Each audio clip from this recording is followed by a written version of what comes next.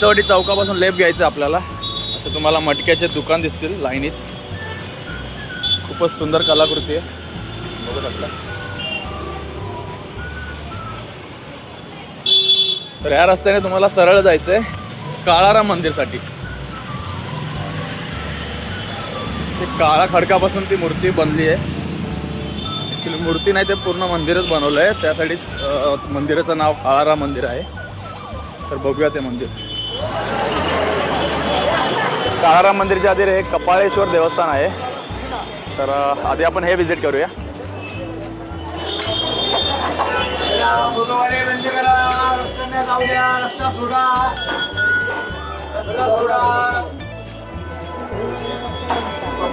कपाळेश्वर महादेव मंदिरच्या अगदी बाहेरच महादेवाची अजून एक मूर्ती आहे.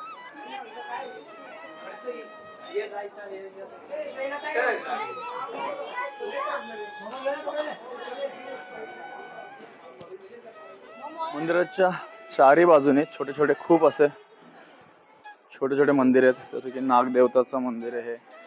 पुन्हा एकदा महादेवाचं पिंड.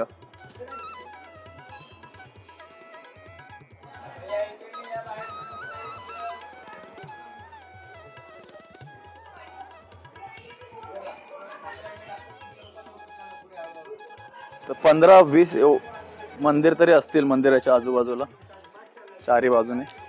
खूप सुंदर असं मंदिर आहे. जे पंचवटी सर्कल पासून पहिलंच मंदिर लागतं. जर तुम्ही येणार असाल तर ह्याच मंदिरापासून सुरुवात करू शकता. तर कपाळेश्वर मंदिर लेफ्टलाच जायचं आपल्याला. तिथं एक सीता गुफा आहे लेफ्ट साईड. सो अगदी मंदिराच्या डावीकडून तुम्हाला यायचंय आणि ह्या रस्त्याने खाली जायचं. कपाळेश्वर मंदिरच्या बाजूलाच एक गोराराम मंदिर आहे.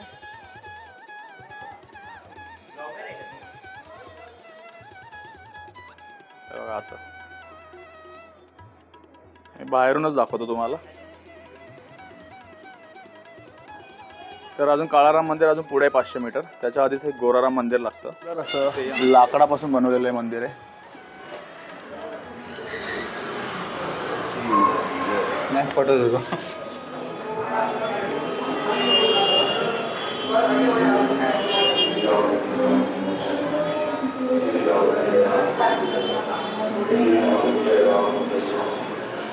श्री काळाराम मंदिर. श्री काळाराम मंदिर पूर्व प्रवेशद्वार. खूप सुंदर असा आजूबाजूचा परिसर देखील आहे. आणि असं पूर्ण चौकोनात काळ्या खडकाने बनवलेलं हा मंदिर आहे.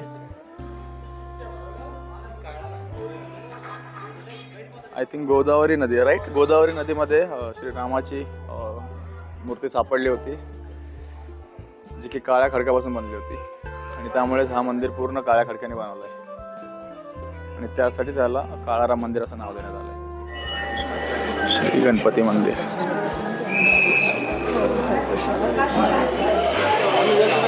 तर आता ही लाईन आहे सीता गुफासाठी.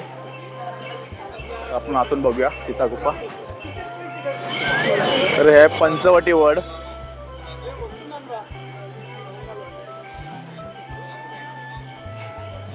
त्या गुफामध्ये एंटर करतोय, जी पंचवटीमध्येच काळाराम मंदिरच्या बाजूला आहे. सो मंदिरचं टायमिंग आहे.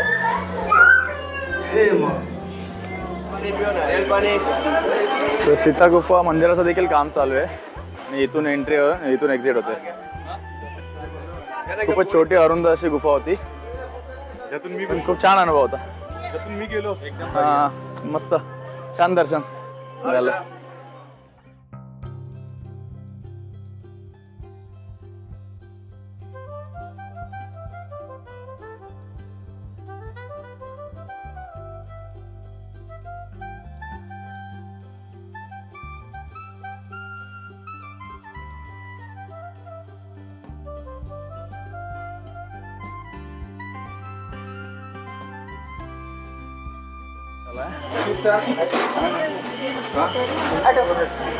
किती बरोबर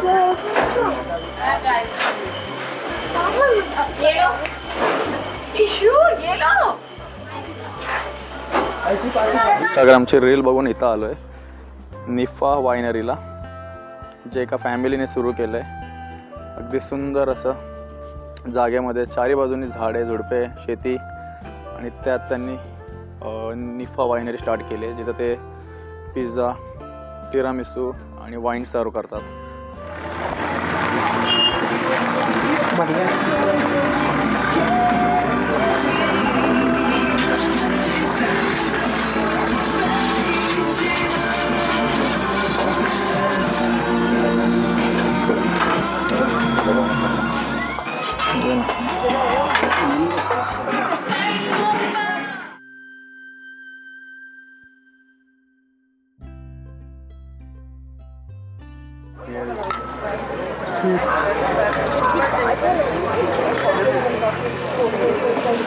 तिरामिसू.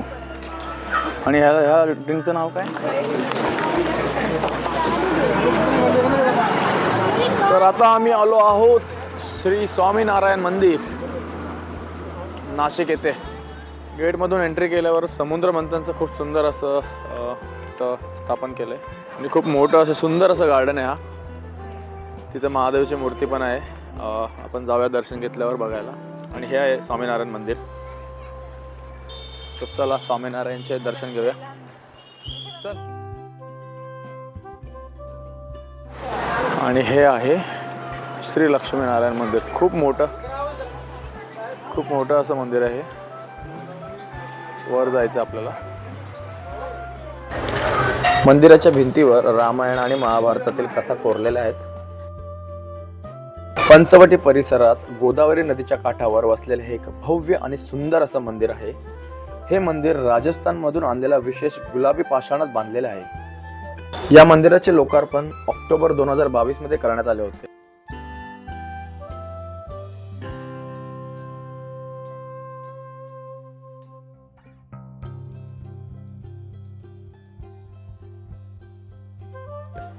रात्रीच्या वेळी मंदिरावर केलेली रोषणाई ही पाहण्यासारखी होती. आम्ही आलोय गोदावरी नदीवर. इथं 7 ते 8 आरती असते. तर तुम्हाला दाखवतो आरती.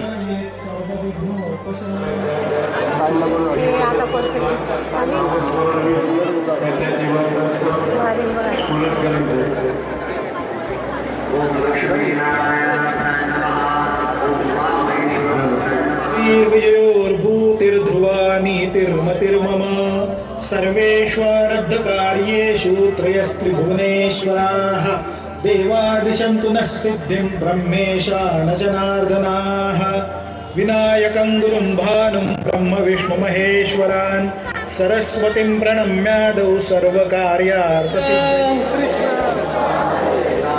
कृष्ण कृष्ण हरे हरे कृष्ण हरे हरे हरे राम हरे राम हरे राम हरे राम राम राम हरे हरे राम राम हरे हरे. बहुत बहुत धन्यवाद.